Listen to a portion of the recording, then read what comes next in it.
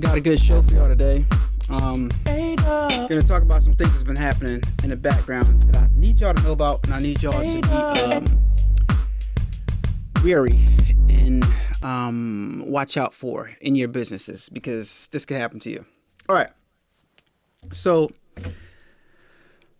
lately, I've been getting emails, and it's been happening for a while. But I get emails, and I really think the emails are coming from other garment decorators, other people that have businesses like myself.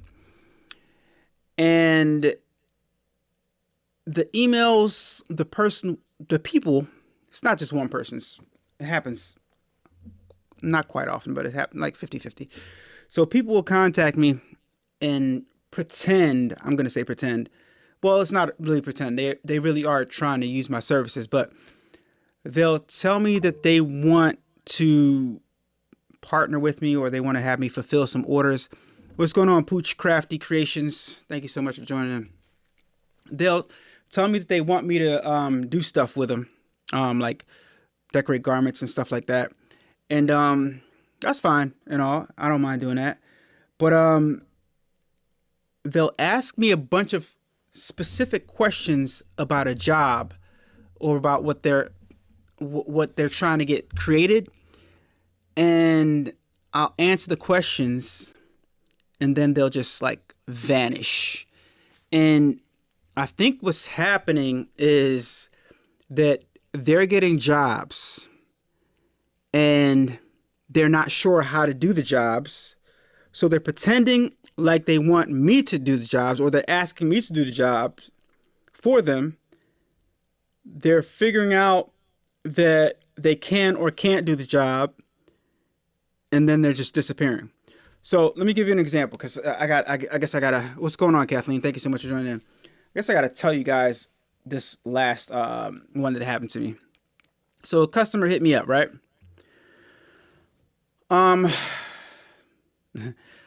Sup, Dino Dance? Is there a chance we can collaborate together? Dino Dance. Benjamin wants to collaborate with you. So this last email I got, customer contacted me. They said they wanted me to do what was it? A cardigan, a sweater, right? And I'm like, yeah, no problem. I could embroider on a sweater, not a problem. Then I asked them for the specifics. They sent me a image of the cardigan and what they wanted on it.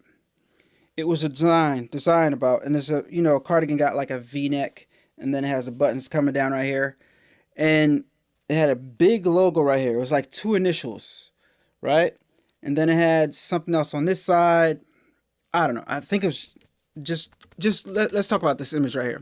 So the request was, they wanted 3D puff with a white outline, black 3D puff with the two letters with a white outline, and in the middle of one of the black letters, it was like a name or a logo or word coming down in the middle of one of the legs of the letter, right?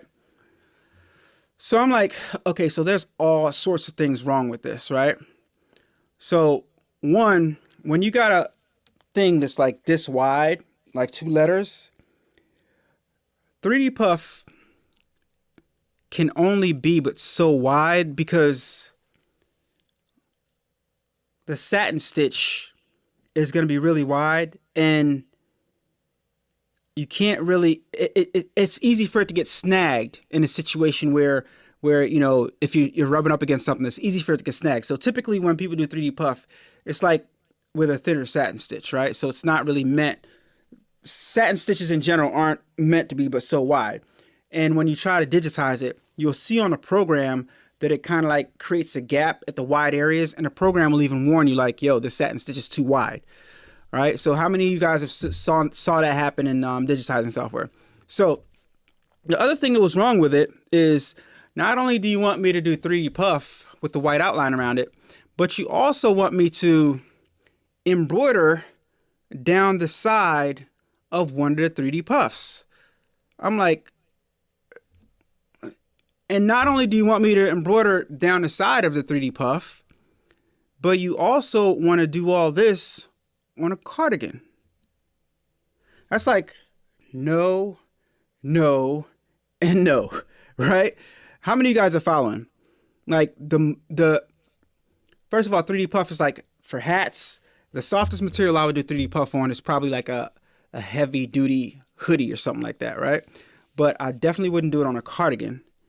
And oh, Pooch Crafted Creation says, you've done 3D puff on a cardigan? I would love to see that. But how wide was the satin stitch on your 3D puff on a cardigan? I need to see that.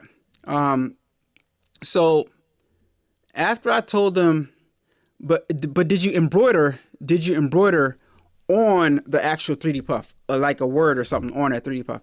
The whole thing just didn't make any sense. It seemed like somebody trying to test me, or somebody set me up for failure, or somebody who had a job. That's what I'm really thinking it is. Somebody that had a job that they couldn't do, or they weren't sure they can do, or they told the client they could do, and they were going to pass it off to me to do it. But it was just too much going on. And I'm like, no, because they wanted to send me the cardigan also. So now I'm taking a risk at ruining somebody else's garment. So certain instances, it's just worth it to just like, I'll pass on this. But I basically told him it was too much going on. It wasn't going to work. First of all, your satin stitches are too wide. Then you want a 3D puff. Then you want a 3D puff on a cardigan, and then you want to embroider it down one of the legs. So, see, exactly, Gail. That is way too much in a small area. But it was a left chest and those two big letters, and it was just too much. But anyway,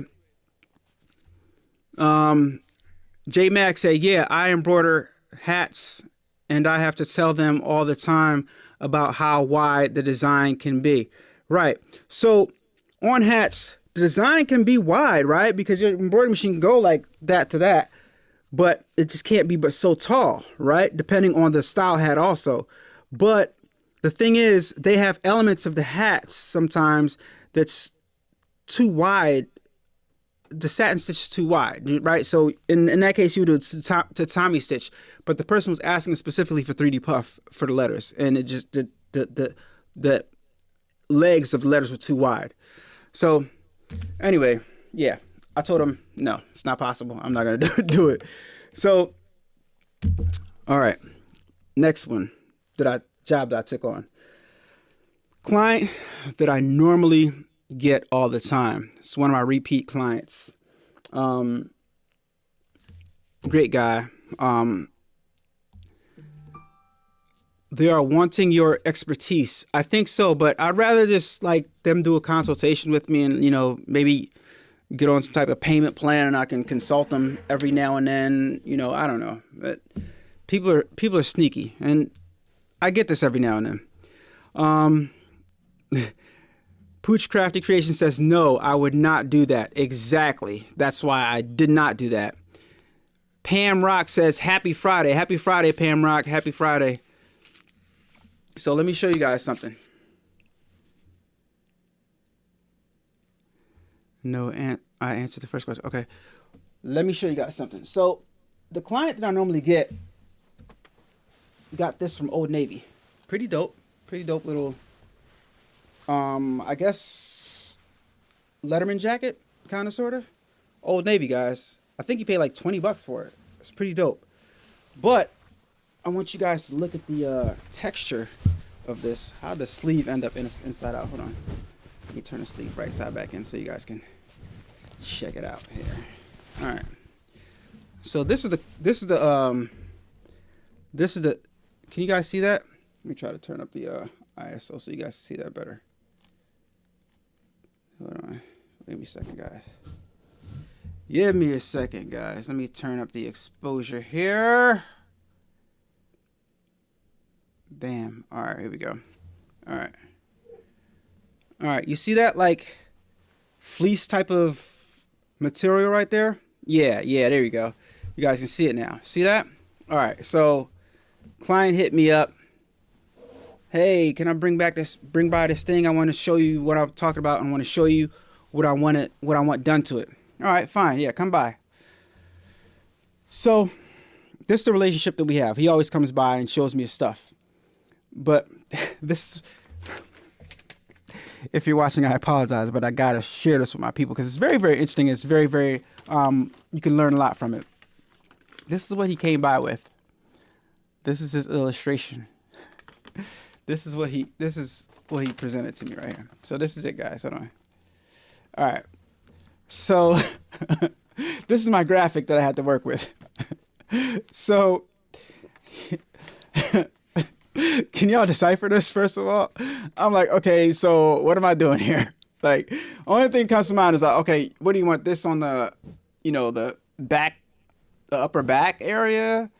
I'm like, well, what is this? Is this a bullet? Is this a fire hydrant? I don't know. Like, so he drew it out. He did the best he can. God bless his heart. But this was supposed to be a street sign right here, a street pole, and this is a street, the sign, right, that gets the name Wilder Street, and he had 20. Okay, so this is what he wanted. He explained to me that he wanted a W on the right chest. First of all, he said the right chest. And then he wants a 2 and a 0 right here for 20. That represents that, right? And then he wanted this on the back, a street pole with like a street sign with Wilder Street on the back. And I asked him how many inches he wanted it. And he says, I want it to be 9 inches tall. Now, guys, sizes are something that you guys have to like pay attention to. Look at this jacket right here. 9 inches is way too small. So I'm telling this guy, I'm like, yo, are you sure you want it 9 inches? He said, yeah, that's good enough. Broke out a ruler. This is 9 inches right here. Are you sure you want it to be 9 inches? Because I think it should be bigger to take up the back. And he's like, no, 9 inches, 9 inches. So when a customer insists, you give them what they want.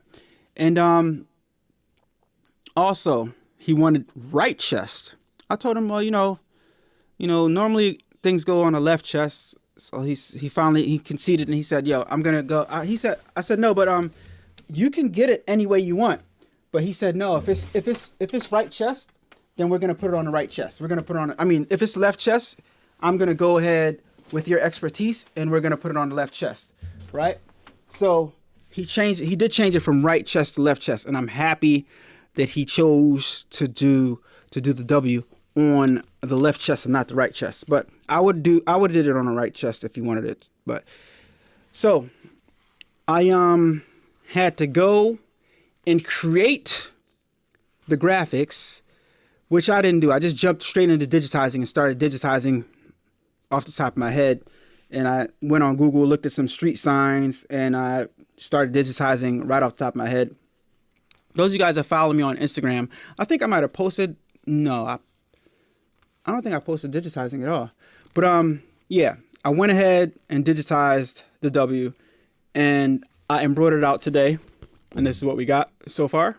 All right, that's what we got. And I went ahead and digitized and embroidered out the Wilder Street sign, 9 inches tall. And this is what we got so far. Let me know what you guys think. All right, so this W is going to go on the left chest right here. And this 9-inch Wilder Street is going to go on the back. And how am I going to do this? All right, let me show you guys how I'm going to do this if this camera wants to cooperate, which it doesn't. Just cut off. Let me see if I can get it back, guys. Give me a second. All right, there we go. Bam, bam, bam, bam. Nope, it won't come back. Battery's dead. All right, so what I plan on doing is, I really want to show this to you guys. So there's several ways you can apply this. I could have just embroidered it on, directly on, but you guys saw the material. It's like a fuzzy type of material. So you might have to do like a knockdown stitch and then embroider over top of knockdown stitch. Or you could just go straight and embroider on it. But in this case, I use applique because this has a twill in the middle of it. But what I chose to do was actually embroider it on the entire twill. And I'm going to cut around the perimeter of the letter, right? And then I'm going to sew around the edges. So I'm going to do a single stitch on the left chest. And I'm going to do the same thing with this right here, right? I'm doing the same thing. I'm going to cut around the perimeter, right? Real close, kind of like as close as the top of this W is. That's how close I'm going to cut around the perimeter of this. And then I'm going to sew it with a sewing machine. I got my sewing machine right there, my Genome sewing machine right there, Genome HD 5000 right there. I'm going to sew it onto the jacket. And I think that's the best process for me to do. I like the idea of sewing patches on more than embroidering patches on to varsity jackets and Letterman jackets and stuff like that, because you don't get that feel underneath the garment. So when I'm doing my patches, I try as much as I can to pre-make the patch and then sew it on. Whether it have a border around it or not, it depends on the garment, right? And what I'm going to do with this is there's several different ways that you can get the, perimeter cut out. You can use scissors, of course, and cut as close as possible to the satin stitch without trimming it. Or what I'm doing is I got a metal ruler right here, and I got a X-Acto knife, and I also have a self-healing cutting mat. So what I'm doing is, if you can imagine, I'm putting this down on this. I'm pressing down and making a line, and I'm X-Acto knifing, if you guys can see that, X-Acto knifing the edges and getting as close as possible. And I'm going to do the same process with this, and I'm going to leave this much overhang around the perimeter. So I'm going to go like, I'll come down right here, a little bit above the 2-0, back up. I'll get a little bit closer to the edge of this W, then I'll come down the side right here, get a little bit closer to the bottom of the W, so on and so forth. And then I'm going to sew it on to the garment, like kind of close, but I want to leave a little bit of edge. And then I'm going to press it, because this tackle twill, no, this is actually the temporary tacky tackle twill, so it is going to leave a little bit of edge to it. I'm not going to zigzag directly on the edge or satin stitch on the edge with my sewing machine. I'm not going to do that. I'm just going to do a simple single stitch around the perimeter. And that way, if you ever do anything like that and you mess up, it's real easy to take off a single stitch and take the thing off, and it won't ruin the garment. All right, so just some stuff to think about, guys. I really want to show you guys up close. Let me see if it turns back on. Let's focus it.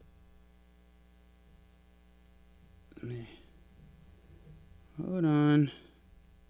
It turned back on temporarily. I really want to show you guys how nice this embroidery looks. Let me switch back over. All right, so you see how good that is right there? Looks pretty nice, right? I think. And look how nice and solid my stitches are on this one. All right, let me make it a little darker. There we go. So you guys can see what's going on right here. Overexposed a little bit. Let me, hold on. Bam. Photo exposure. Okay, cool. Focus. All right. All right, so you guys get the idea, right? You guys get the idea. So what do you think? Is he going to be happy? I think he's definitely going to be a lot, because I know this client. He's definitely going to be happier. I mean, bro, you got this, and then night and day, right? Night and day from what he gave me to what I came up with, right? So that's our jobs. Our jobs is to over-deliver when customers ask us to do certain things. And that way, you keep a happy client. And so far, I've been able to do it for about 3 years I've had this client. Now, Now, I had another guy recently, and I seem to get a lot of lately, as from last year to this year, I seem to get a lot of older clients, and they just want to get involved and do something and learn how to do different things without actually operating the equipment. So, but I got a guy, maybe a little bit older than me, I'm not sure, maybe my age, I'm not sure.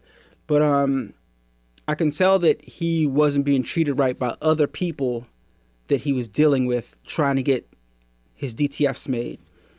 And I think I spent about an hour with him on the phone trying to help him, understand graphics and stuff like that. And shout out to you if you're watching. I appreciate you.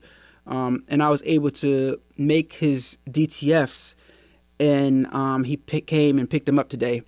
And I'm telling you guys a story because it's really important to take the time out and have patience with people, because not everybody knows the information that you know.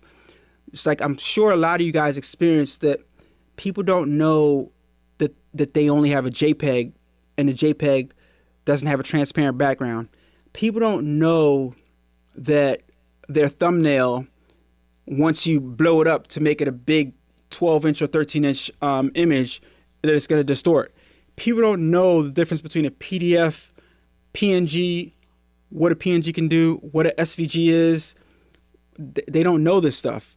So it's up to us to kind of like explain these things to them and help them understand what we need. And if you take the time to do this stuff and really take the time and explain things to your client, you don't have to get too much in detail, but then people appreciate you a lot better. And I think that's why I get a lot of like older clients that like stick with me, because a lot of them aren't good with computers, and some of them, like my guy, what's his name? Haven't talked to him in a while, actually. I'm not going to say his name on here, but I have a few clients that only call me and put in their orders over the phone. They only put in their orders over the phone because they're not good at computers. So I say that to say, guys, that there's a whole market out there of people that want to do this stuff, but are not necessarily good at using computers. They can't navigate your website.